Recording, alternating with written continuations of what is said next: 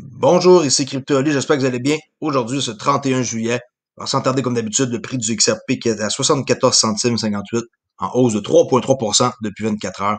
Ici, les marchés se portent bien avec 1,6, quasiment 1,7 trilliard de dollars, en hausse de 5,5, de nouvel argent qui vient d'être injecté. Fiat Lake, rien de spécial, beaucoup de gagnants ici, SC, Link, Rent, Lisk, Sol, BAT, DOT, 59 gagnants contre 4 perdants, le range du XRP, 76 à 72 centimes. Bonne nouvelle pour les détenteurs de XRP, un autre airdrop va avoir lieu. La date, je la connais pas, là, c'est tout à fait nouveau comme nouvelle. Avec Elysian ELS ici, le premier token avec des arts physiques, là, des vrais arts, là, comme on peut le voir ici sur leur site. Ça s'appelle Aethetes, là, je sais pas comment le prononcer, qui va être vraiment des NFT basés sur le XRP Ledger. Alors, détenteur d'XRP, bravo, vous allez avoir encore un airdrop. C'est confirmé ici sur leur page Twitter. Et le airdrop va être basé sur un montant fixe d'XRP que vous allez recevoir, là. Pas selon la quantité que vous avez présentement ou qu'est-ce que vous aviez avant. Un montant fixe va être donné. Je vais vous tenir au courant, c'est un truc qui vient de sortir. Vraiment, vraiment cool. Bravo. Hein, d'autres airdrops. Puis je suis sûr que plus tard, il va y avoir encore plus d'airdrops parce que la communauté XRP est vraiment ciblée. Puis c'est une communauté qui est forte et les gens qui construisent le savent. Pour vous dire que Binance, hein, maintenant, est interdit en Malaisie. Juste pour vous mentionner ça. Je sais que la plupart du monde qui m'écoute n'a pas de compte en Malaisie, là. Mais juste pour vous mentionner que Binance est maintenant interdit en Malaisie. Ça continue, eux autres, leur aventure, hein. Partout, ils se font bloquer. Très gros quantité de XRP échangée ici. 240 millions par Ripple, dont la plus grosse transaction a été captée ici pour Bybit vers Binance avec une quantité totale de 131 millions d'XRP. Sinon, il y a eu deux autres transactions assez importantes, 15 millions et 40 millions de XRP de Ripple vers portefeuille inconnu. Juste pour vous dire, hein, pour la Sunshine Act Notice, là, on ne sait pas qu'est-ce qui s'est passé le 29 juillet à 2 heures dans les portes closes là, du rendez-vous de la SEC contre Ripple avec M. Inman. Alors, si vous me questionnez par email, j'ai reçu plein de courriels pour savoir qu'est-ce qui s'est passé, je sais pas. On sait même pas s'il s'est présenté, on sait même pas s'il a été puis qu'il y a eu un arrangement, on ne sait rien. On faut attendre. On ne peut rien savoir, on sait rien.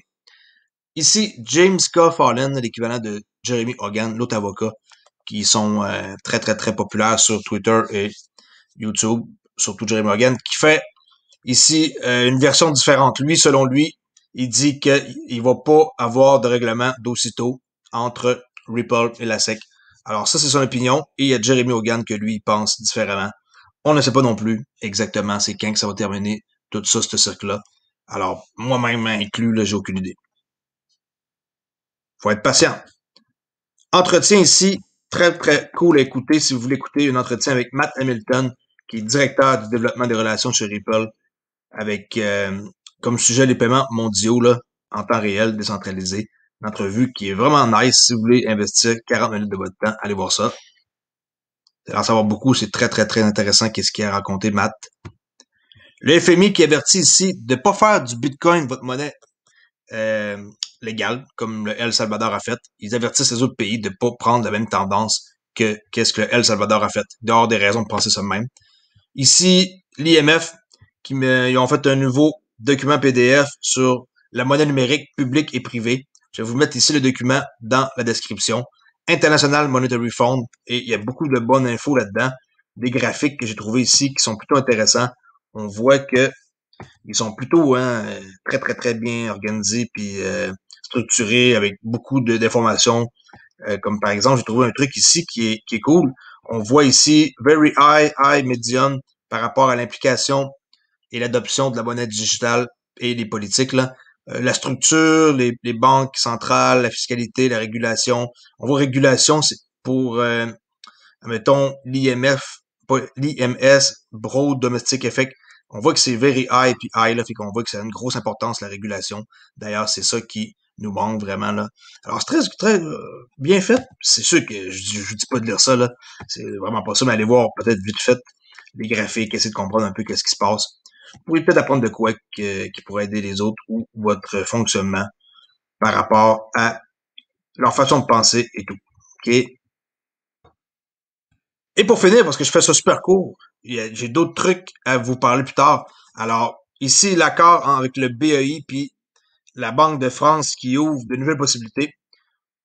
Euh, un autre document de l'OMFIF, ici, qui dit que lorsqu'elle a lancé sa première obligation numérique, sur une blockchain publique en avril, la Banque européenne d'investissement a donné un aperçu du fonctionnement des marchés primaires pour les emprunteurs souverains et supranationaux dans les années à venir, arrangé par Goldman Sachs, Santander et la Société Générale, que vous connaissez, hein, français. L'obligation de 100 millions d'euros à 2 ans a été lancée en partenariat avec la Banque de France dans le cadre de son expérimentation sur l'utilisation de monnaie numérique de la Banque centrale pour le règlement d'obligations. Alors, juste pour vous montrer ici, ceux qui ont émis le projet comme ça, de façon numérisée, la Banque de France faisait partie. OK, that's it. Je veux pas trop vous faire perdre votre temps avec des nouvelles inutiles. Je vais montrer le plus possible de choses qui, je crois, qui pourraient vous aider à votre apprentissage. Je vais revenir plus tard pour une autre vidéo. Et aussi, j'ai mon live aujourd'hui que je vais faire avec les gens qui sont abonnés à ma chaîne. Alors, merci beaucoup d'avoir écouté Crypto Ali. C'est samedi, profitez-en, moi inclus.